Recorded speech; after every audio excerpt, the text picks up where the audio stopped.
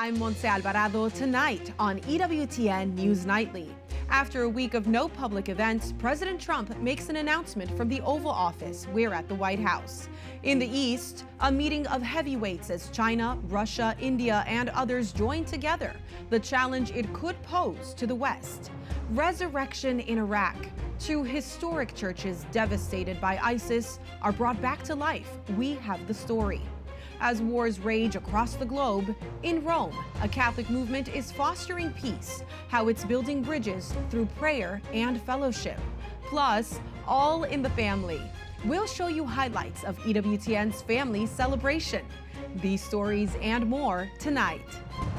From EWTN, the Global Catholic Network, this is EWTN News Nightly.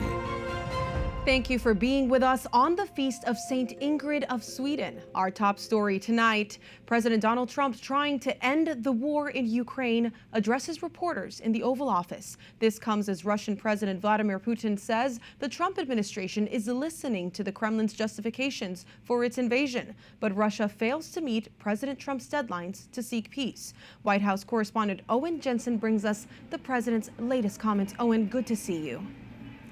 Montse, good evening to you. Today, President Donald Trump was asked by a reporter if he's spoken with President Putin in the last week. President Trump said he's learned things that will be very interesting and that will soon be made known. Russian President Vladimir Putin claims Moscow and Washington have reached a mutual understanding about the conflict in Ukraine. Putin made the remarks during a visit to China today. Russia faces potential punitive actions from President Donald Trump. President Trump tells reporters, "We're going to see what happens. We're going to see what they do and what happens. I'm watching it very closely. Last week, they lost 7,000, between the two countries, 7,313 soldiers, to be somewhat exact." Putin attended the recent Shanghai Cooperation Organization summit with Chinese leader Xi Jinping and Indian Prime Minister Narendra Modi. President Trump earlier blasting the U.S. trade relationship with India, writing, "It has been a totally one-sided disaster. Also, India buys most of its oil and military products from Russia, very little from the U.S.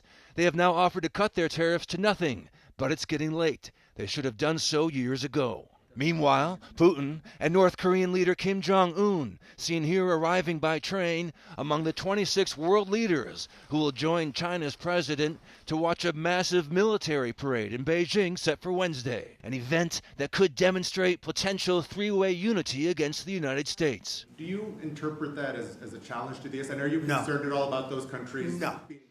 Some sort of counterweight? Not at all. China needs us, and I have a very good relationship with President Xi, as you know, but China needs us much more than we need them. No, I don't see that at all, no. President Trump also announces U.S. Space Command will be located in Alabama. That reverses a Biden-era decision to keep it at its temporary headquarters in Colorado.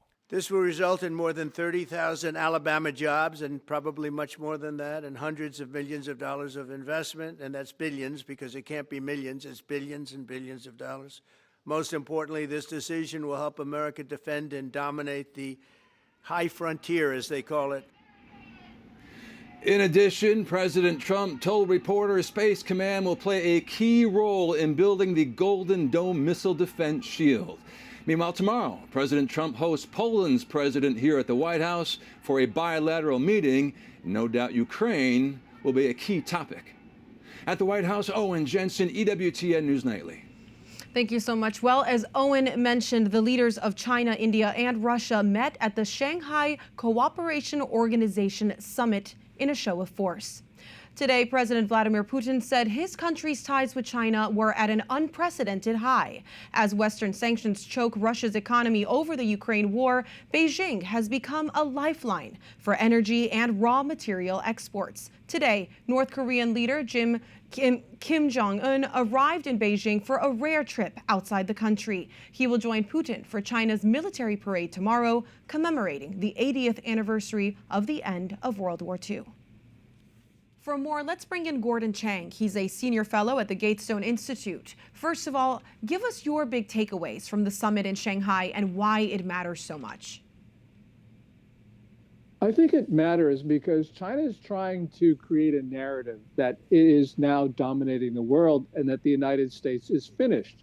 And that's why you see so much about, for instance, Prime Minister Modi of India going to Tianjin to see Xi Jinping. So really what we have is China trying to create something out of thin air, but they're very good at information warfare. And we're Americans and we don't think that that's important, but it certainly is. It affects everything. It affects policy. It affects perceptions. Well, Xi from China, Putin from Russia, and Modi from India were seen holding hands and speaking on the sidelines of this summit, the SCO, as you called it. What does that signal to you? More of the same? What's news is you got Modi there because this is his first trip to China in more than 7 years. Now, I'm not terribly concerned about China and India getting together. And the reason is that China claims large portions of India as its own. It has a lot of soldiers in the Himalayas on the border pressuring India. And that is the dominant reality. And by the way, the United States helps India to defend itself. But nonetheless, we've had some policies of the Trump administration recently that have been pro-Pakistan, and that certainly has angered New Delhi. And of course, the additional 25% tariff on India for purchasing Russian oil hasn't helped either. Well, then let's talk about the arrival of North Korean leader Kim Jong-un in Beijing today. Kim and Putin are there to attend China's military parade to commemorate the 80th anniversary of the end of World War II. What does that signify to you? So this is really rewriting history. Now, the Russians have certainly a claim for defeating the Axis forces, but not China or North Korea. Now, will Ukraine, just pivoting over to that, will that likely be a topic of discussion there? North Korea has sent tens of thousands of troops to fight for Russia, but some say that also has soured relations between China and North Korea. Can you explain that dynamic for us? Yeah, that's a great question. A lot of people say, well, North Korea getting close to Russia angers China. I don't think so. Matter of fact, I think China probably masterminded North Korea sending soldiers, artillery shells, and short-range ballistic missiles to Russia. Neither Russia nor North Korea is strong enough to defy China. China supports both of those regimes. And Russia would not be fighting today in Ukraine were it not for Chinese support. And the Kim regime would have failed a long, long, long time ago without Beijing's backing. One more question. How does this affect both the gathering and the summit and the relationship between Russia, the North Korean contingent there? How does that affect negotiations between the U.S. and Russia about ceasefire talks? Americans are very invested in the war and in the defense of Ukraine. How should we be viewing all of these various moves and alliances? I think that Russia wants to show that it's got the backing of China and North Korea, and so therefore it's trying to strengthen its bargaining position. We shouldn't be being intimidated by that at all. We have the ability to stop this war by not only tightening sanctions, but also, more important, enforcing the ones we have. We cut off the flow of money to Russia. There is no war in Ukraine. North Korea is not going to be providing anything to the Russians if they're not getting paid one way or another. So really, this is up to the Trump administration to do what needs to be done. Stop the flow of money to Russia. We do that, this war ends fairly quickly. Well, we'll be watching that carefully. Thank you so much, Gordon Chang. Thank you. Congress returns to Washington, D.C. following its August recess. Lawmakers don't have much time to avert a government shutdown with current funding running out on September 30th. But it's still unclear how or if they can keep the government open. Capitol Hill correspondent Eric Rosales joins us with the latest. Eric, good evening.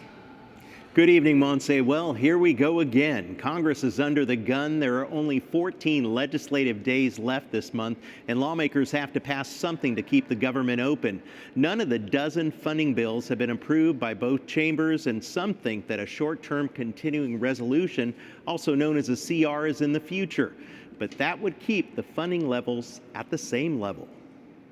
Now we've got to be able to finish all of the appropriation bills, 12 of them, by the 30th of September. We're not going to be able to get to all of those. We're out of time to be able to do it. So we're going to have some kind of continuing resolution to keep the government open. In order to get through those 12 remaining funding bills, it will require a heavy dose of bipartisan cooperation. Democratic leadership has demanded bipartisan talks with President Trump to plot a path forward. But so far, that request has not been granted. President Trump has said, quote, "It's almost a waste of time to meet because they never approve anything." It is important to note when Democrats were in charge, they never asked Republicans for their input as well. Others agree. We don't have enough votes. Chuck Schumer won't give us enough votes to get those through the Senate floor. He wants a shutdown. He wants to make President Trump look bad. So you might as well buckle up. We're going to have to do a continuing resolution, a short gap funding here at the end of the month. Democrats are expected to put up a fight. They want to restore cuts to Medicaid and rural hospital funding in exchange for their votes. I have already been clear, particularly given the role of healthcare, that I will not be able to support their bill unless they do something to restore some of the cuts that they passed. All agree the clock is ticking. I think there are only something like between 10 and 12 legislative days scheduled for us to be in session in September. And with that, we've got to get the government funded. And then after that's done, presumably we'll be moving on to the Defense Authorization Act, the NDAA. And to be exact, Senator Lee, again, there are only 14 legislative days left till the government shutdown. Republicans could have opposition in their own House party. Yeah, several conservative hawks like Georgia Congresswoman Marjorie Taylor Greene is already saying that she's not going to add to the national debt, which means that she will not approve any new spending, and she's not the only one. But again, many lawmakers say that we could be headed to another CR to fund the government. I'll continue to stay on top of that issue. And I also want to let you know that Iowa Senator Joni Ernst, she has just announced that she will not be seeking re-election in 2026, so that could open up the door for a Republican. At the Capitol, Eric Rosales, EWTN News Nightly. Thank you, Eric. Well, tomorrow marks 1 week since the deadly shooting at a Catholic church in Minnesota, and police have confirmed 3 more victims injured by gunfire. That brings the total number to 21. Last Wednesday, a gunman opened fire during Mass, killing 2 children and injuring more than a dozen others. Though the tragedy sent shockwaves across the country and the church, there have been stories of hope and healing.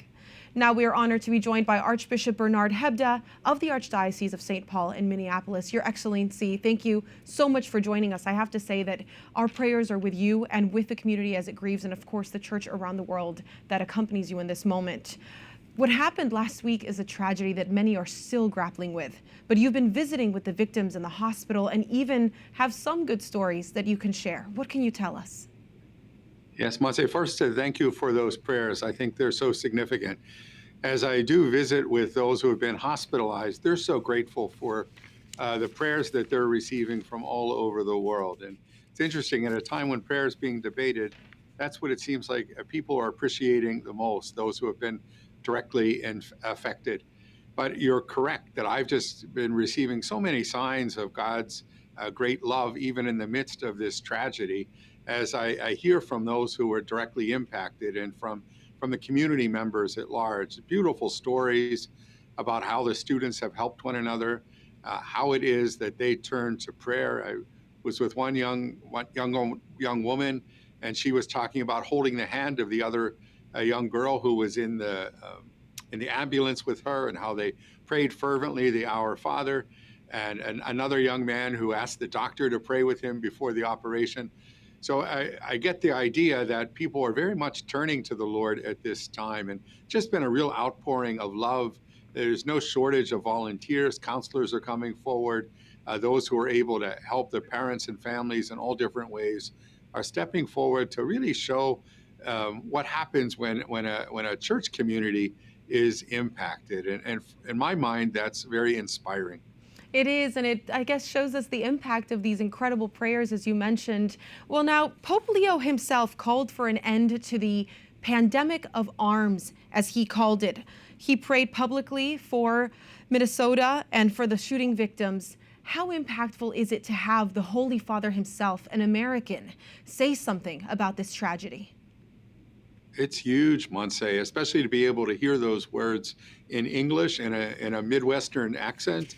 And it goes a long way. I was so gratified and grateful that the Holy Father responded so quickly as well. So already at the time of the first press conference, we were able to share the Holy Father's pledge of prayers, and I think that's meant a great deal. I think also, as the Holy Father has called for an end to that pandemic, it certainly gives us some more areas in which we need to be able to pray. But it means a great deal that the whole church is praying for these young people, for their families, for those who have lost loved ones. It's so meaningful.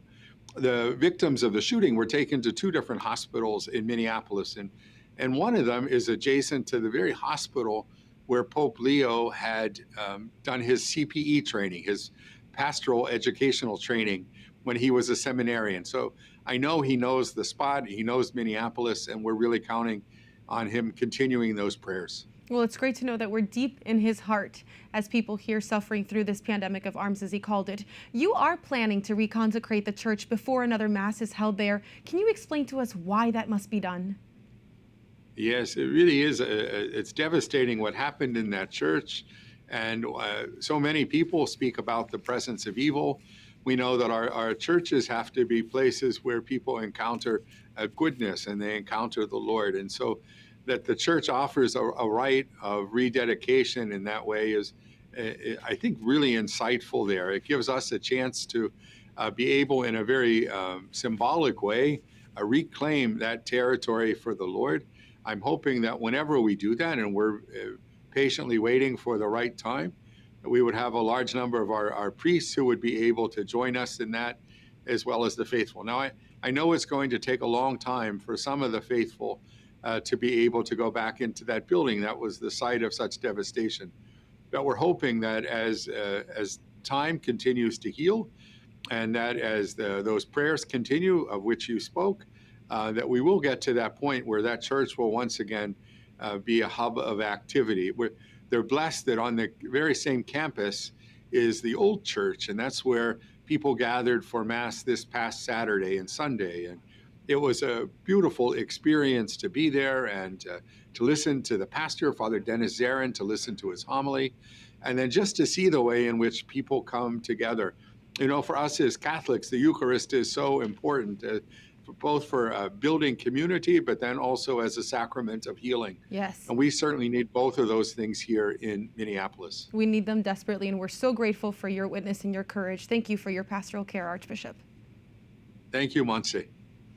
In Afghanistan, rescue workers are struggling to reach villagers in remote mountainous areas following a devastating earthquake that struck late on Sunday. The Taliban authorities now say more than 1,400 people have been killed, with at least 3,000 injured. Most of the deaths occurred in Kunar and Nangarhar provinces near the quake's epicenter. That's about 18.5 miles north of Jalalabad. The United Nations is warning of a potential rise in casualties. This comes as health facilities in the country are overwhelmed. Many of them have closed due to funding cuts, and the country is appealing for international assistance. Police are investigating after a priest is murdered in his own home in Sierra Leone. Investigators say Father Augustin Amandu was stabbed to death by an armed robber on Saturday. He was about to take on a new assignment in the Diocese of Kenema when the attack happened. The diocese says it's saddened and shocked by the murder. Police say as of right now, they have not identified any suspects. We have a lot more still to come on EWTN News Nightly, a special moment. Join us for a historic reopening of 2 Catholic churches in Iraq and a dive into a one-of-a-kind event, the Global Friendship Encounter in Rome.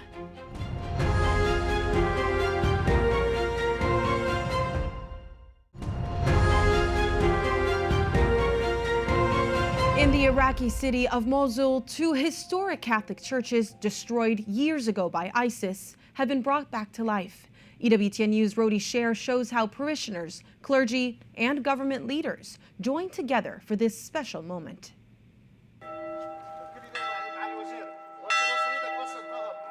Inside the old city of Mosul, bells that were once silenced are ringing again. The Iraqi Prime Minister Mohammed Shia al-Sudani officially reopened the Church of Our Lady of Immaculate Conception, known as Al-Tahira, together with the Dominican Church of Our Lady of the Hour. Standing before faithful, the Prime Minister described the reopening as a symbol of unity, saying that the Church rises from among the ruins to be the house where God gathers hearts without division or enmity. Archbishop Benedictio Nanhanno, who leads the Syriac Catholic Archdiocese of Mosul, welcomed the Prime Minister, but also issued a heartfelt appeal.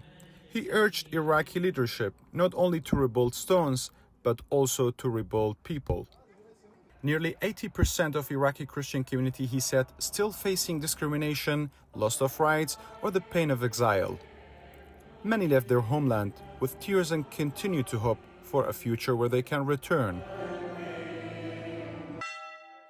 The ceremony included the ringing of the restored church bell and the planting of olive trees, a universal sign of peace and reconciliation.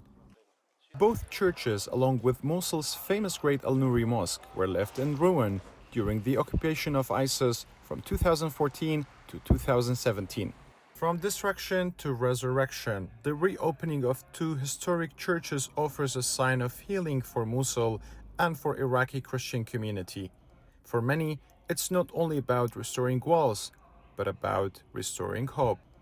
For EWTN News, this is Rodi Sher. Across the world, initiatives to foster peace and solidarity are multiplying, and the Global Friendship Peace Hope Encounter in Rome is one of them. EWTN News Vatican correspondent Valentina Di Donato has more.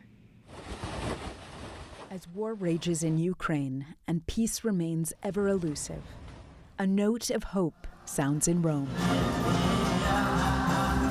The Global Friendship Encounter, organized by Sant'Egidio Youth Movement, gathered more than 1,000 young people ranging from 13 to 25 years of age. Sant'Egidio is a Catholic lay movement founded in 1968, meant to foster peace, prayer, and dialogue.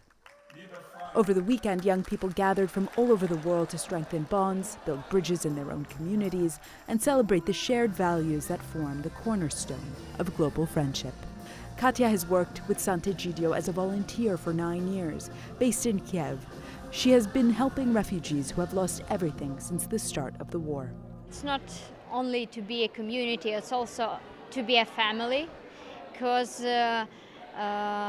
a lot of Ukrainians lost members of their family. That's a great tragedy, and they are trying to live with that tragedies and trying to find people who are empathetic enough to listen to you and trying to help you with all resources that they have. That's really valuable. The weekend included events of levity, dancing, singing, and playing music, but also moments of prayer and shared discussions of the hopes of their generation on issues like ecology, migration, and poverty, all with the goal of spreading a culture of peace and solidarity. It's the core question, how to keep your faith and your belief, keep it warm and keep it live, because during the war it's a bit difficult, and a lot of young people, they're trying to find the answers, and building friendship in community helps them a lot. Amaury is a volunteer from France, a country that has seen record high numbers of young people, those who tend to leave the Catholic Church at higher rates, converting to Catholicism. There are a lot of young people who decided to baptize themselves, and that's a good thing, because that means that a lot of people found and are searching for spirituality, friendship, community, link of, and also dreams of hope. Recalling Pope Leo's call to the young people to be a testimony of justice, peace, and hope, both Amaury and Katya will return home, along with the 1,200 youth, and work to build social connections, bridges, and learn from one another how to make a seismic difference in society. In Rome, Valentina Di Donato for EWTN News Nightly. Up next on EWTN News Nightly, a family gathering. Highlights from this year's EWTN Family Celebration held right outside the nation's capital.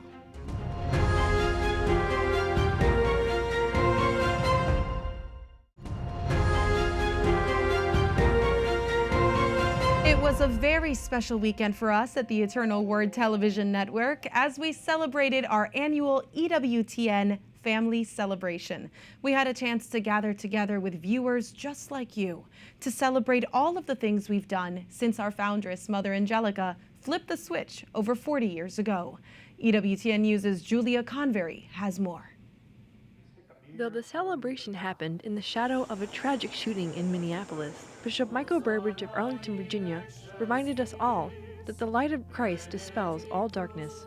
And we, dear friends, never dismiss, never underestimate the power of prayer. More than 1,000 people gathered right outside the nation's capital in Tysons Corner, Virginia, to share in a day of faith and fellowship. It's such a beautiful blessing for someone who's been watching the network over almost 44 years, because when Mother Angelica was so approachable, I grew so much in the faith by watching so many of these members that I can now see in real life. This year featured a special discussion on the new Holy Father, Pope Leo XIV, featuring the hosts of EWTN's Conclave coverage. Catherine Hadro, the host of EWTN News in Depth, shared her personal testimony of her time at EWTN. Let us, no matter where you are in your life and your journey, let us all testify that God is good. Viewers also shared the importance of the EWTN Family Celebration for them. Well, I think it just shows our children that, these are real people. This isn't just voices we hear. These are real events, that we are not the only Catholics in the world. I'm very happy to be here. I got to see all the EWTN personalities. I got to take photos with them. I watch EWTN on TV. I want to be now in EWTN, and I'm in EWTN right here. So I'm happy to be here. Julia Convery, EWTN News Nightly. We thank you for watching tonight. Remember, you can follow us on social media, Facebook, X, and Instagram at EWTN News Nightly. I'm Montse Alvarado. Good night, and God bless you.